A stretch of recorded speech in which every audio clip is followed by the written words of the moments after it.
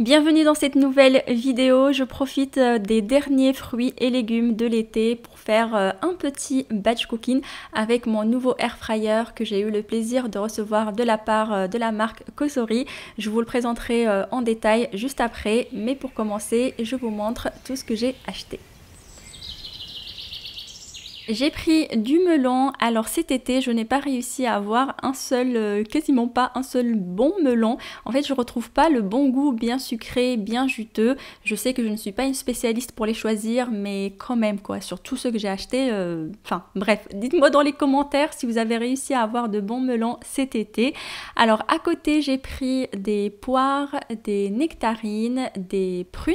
C'est la première fois que j'en achète cet été. J'aime beaucoup, mais je ne sais pas pourquoi c'est... À chaque fois je les voyais mais je les prenais pas forcément. Donc là je me suis dit c'est la dernière chance.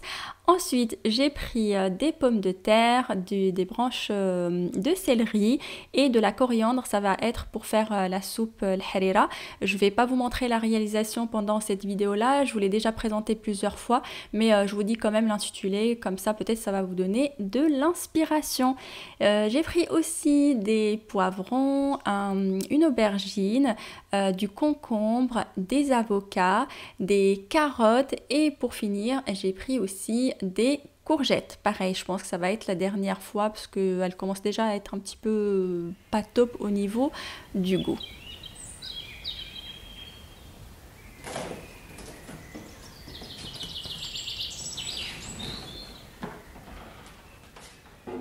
Avant de vous montrer les recettes, je vous montre le nouveau air fryer que j'ai reçu de la part de la marque Cosori, le Twin Fry. Oui, j'ai aussi repris le rafraîchissement de mon levain. Donc, c'est un appareil qui a une capacité de 10 litres. Donc, le bac est assez grand. Et sa particularité est qu'on a 4 résistances. Donc, il y en a 2 en bas et 2 en haut. Donc, ça change par rapport au air fryer classique où on a juste 1 ou 2 résistances en haut. Alors à l'intérieur du carton, il y avait bien sûr le air fryer, un manuel d'utilisation ainsi qu'un livre de recettes, mais je vous avoue que je n'ai pas encore testé les recettes. À l'intérieur du bac, on a 2 grilles. Et on a aussi ce module pour séparer le bac. Ça nous permet d'avoir 2 bacs séparés pour réaliser 2 recettes différentes. Donc on peut le mettre ou le retirer en fonction de nos besoins. Et il y avait aussi cette petite pince pour attraper les aliments et éviter qu'ils ne s'échappent. Tout comme les autres appareils Cosori que je vous ai présentés, celui-ci est aussi très facile à utiliser. Il suffit de l'allumer. Donc la particularité ici est qu'on doit choisir la zone qu'on souhaite utiliser. Donc on a zone 1, ça va être la partie à gauche, zone 2, la partie tout à droite. Et si on souhaite cuire sur toute la surface de l'air fryer, on va choisir grande zone. Et dès qu'on appuie sur, par exemple, on choisit une zone, on a le menu qui s'affiche pour choisir l'un des programmes prédéfinis. Donc ici on a le signe des 2 résistances, donc en haut et en bas qui est allumé. Et donc comme d'habitude bien sûr, si, vous pouvez l'utiliser en mode manuel, donc vous pouvez choisir la température et le temps qui vous convient si jamais celui du programme ne vous convient pas. Je vous laisse écouter un petit peu le bruit parce que ça c'est très important. Comme je vous l'ai déjà dit, j'ai une grande sensibilité avec les bruits, donc là je peux pas trop me prononcer, donc ça va dépendre vraiment de la sensibilité de chacun, mais de manière générale je dirais que ça ressemble un petit peu à un bruit d'une hotte un peu sur le mode moyen. Voilà, je peux dire ça, parce que je sais que c'est une question qui peut revenir, est-ce que c'est bruyant ou pas, surtout pour ceux qui ont des cuisines ouvertes comme la mienne. Donc voilà, j'espère que ça vous donne quand même une petite idée. Si ce air fryer vous intéresse, je vous mets dans la barre d'informations le lien pour aller le découvrir et je vous laisse tout de suite avec le batch cooking. Un mini, un mini, pas celui où je vous donne plein de recettes.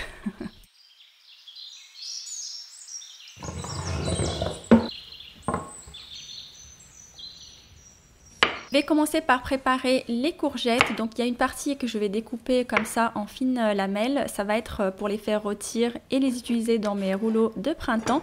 Et l'autre partie, je vais la découper en petits cubes que je vais utiliser dans la semaine pour faire un crumble salé. Alors pour les deux découpes, je vais mettre un petit peu d'huile et bien les mélanger. Bon là j'ai mis un peu trop mais c'est pas de ma faute, c'est la faute de ce genre de bouteille, je vais plus l'utiliser. Donc juste un petit peu d'huile, je mélange bien. Pour les cubes je vais les laisser nature et pour les courgettes que je vais utiliser pour les rouleaux de printemps, je vais mettre un petit mélange, enfin ce mélange ou mix d'épices. Je vous mets un petit peu le détail. Donc j'ai mis le séparateur, d'un côté je mets les tranches et de l'autre côté je mets les petits cubes et c'est parti pour la cuisson. Alors on allume, personnellement je préchauffe pas le air fryer mais vous pouvez le faire. Donc pour le temps je vais mettre 15 minutes et je laisse à 200 degrés. Je veux que ça soit rapide, enfin cuit assez rapidement ou plutôt rôti.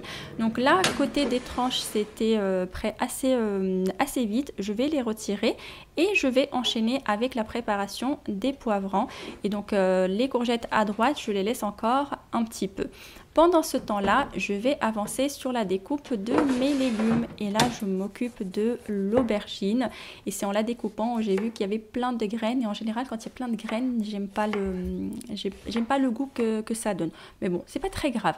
Alors, pour les tranches de courgettes, je les mets directement dans un récipient. Et j'utilise le même plat pour mélanger les aubergines. Et là, rebolote. Trop d'huile. Normalement, un air fryer, c'est fait pour qu'on utilise très peu d'huile. Et là, je suis en train de faire le contraire, mais c'est toujours pas de ma faute. Bon, alors, pour les petits cubes de courgettes, ça s'est faufilé un petit peu, donc j'ai dû retirer la grille. Et là, j'étais contente d'avoir la petite pince.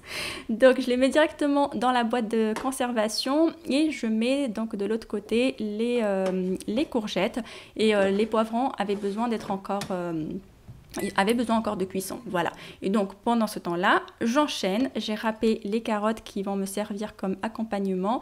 J'utilise mon petit sachet de fleurs de sel que j'ai acheté à l'île de Ré pendant les vacances.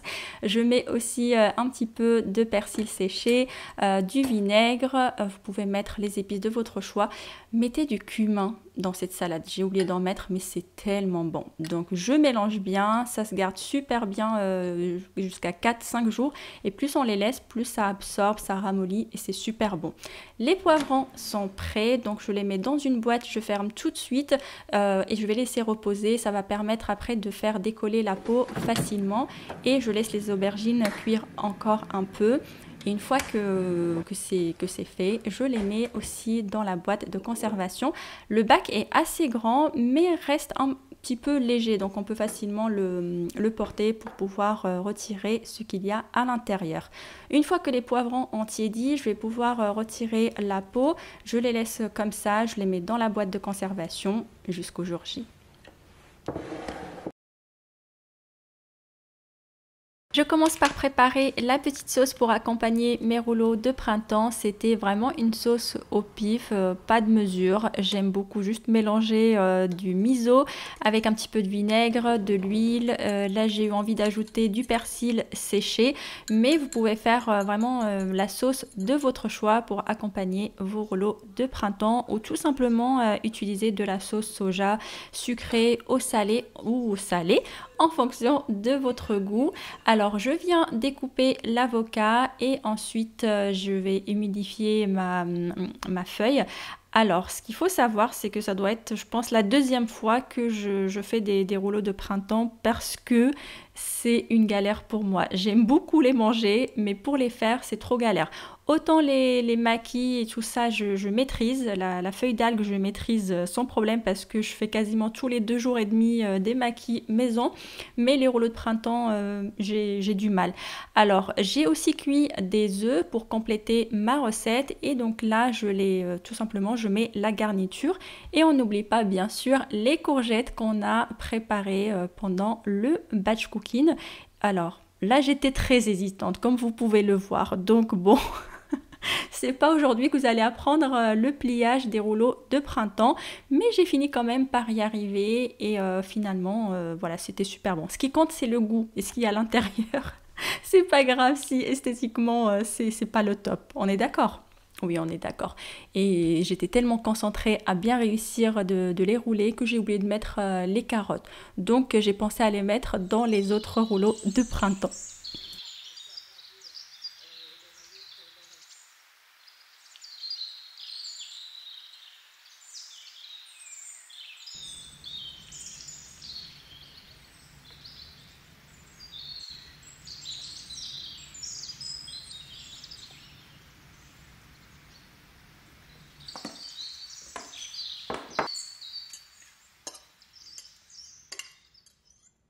Alors pour le crumble salé, il suffit de mettre dans un plat qui va au four les cubes de courgettes, les cubes d'aubergines et j'ajoute également des tomates coupées assez grossièrement. Cela c'est un peu quasiment les dernières de mon jardin, mais à chaque fois je finis par avoir une ou deux tomates qui, qui finissent par mûrir.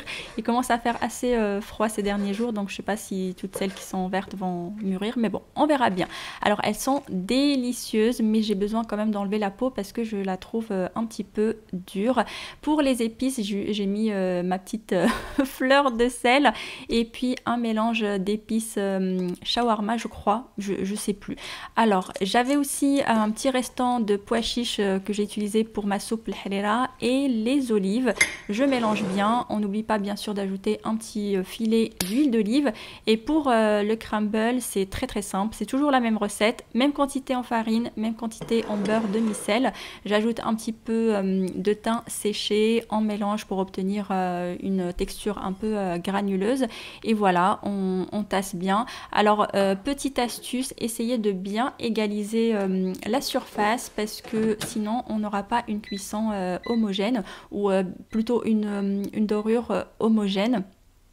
Donc là en fait c'est ce qui s'est passé, c'est pas que j'ai mis à l'arrache, mais j'ai pas pensé un petit peu, pas tasser, il faut pas trop tasser non plus, c'est juste histoire d'égaliser, comme ça on a vraiment une dorure parfaite. Je fais beaucoup de crumble plutôt sucré à l'air fryer et c'est vrai que quand la surface est bien lisse, on a une dorure très homogène. Alors ce crumble, il est juste délicieux et bien nourrissant, on l'a dégusté comme ça avec une petite salade et c'était juste parfait.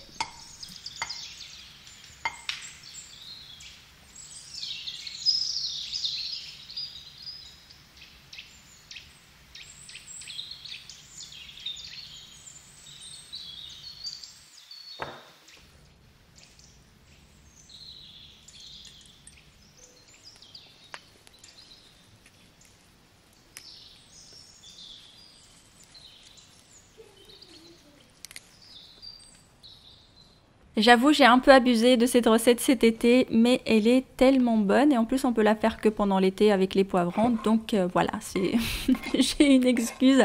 Alors j'ai découpé les poivrons en lamelles, sinon vous pouvez les découper en petits cubes. J'ai ajouté quelques tomates cerises que j'ai récupérées dans le jardin et j'ai ajouté aussi de grosses tomates, plus il y a de la tomate, plus c'est bon. J'ai émietté aussi de la feta. En épices, je vais tout simplement mettre un petit peu de fleur de sel. Attention à ne pas trop mettre parce que la feta est déjà bien salée. J'ai ajouté du persil séché et un bon petit filet d'huile d'olive. On mélange légèrement et c'est parti pour la cuisson. Alors j'ai mis à 195 degrés pendant 15 minutes, mais c'était un peu trop. Donc je vous conseille de mettre plutôt 180 degrés. Et au bout de 10 minutes, vous vérifiez si c'est assez, si c'est rôti. Mais normalement, je pense à 190 minutes, c'est suffisant. Moi, ça a commencé un tout petit peu à cramer, mais bon, c'est pas grave, ça donnait du goût. En tout cas, moi, personnellement, j'aime bien quand ça crame un petit peu, donc ça passe. À côté, donc pendant la cuisson, j'ai tout simplement cuit les spaghettis au blé complet. Et après, il suffit juste de mélanger et de déguster. C'est d'un délice pas possible. C'est trop bon.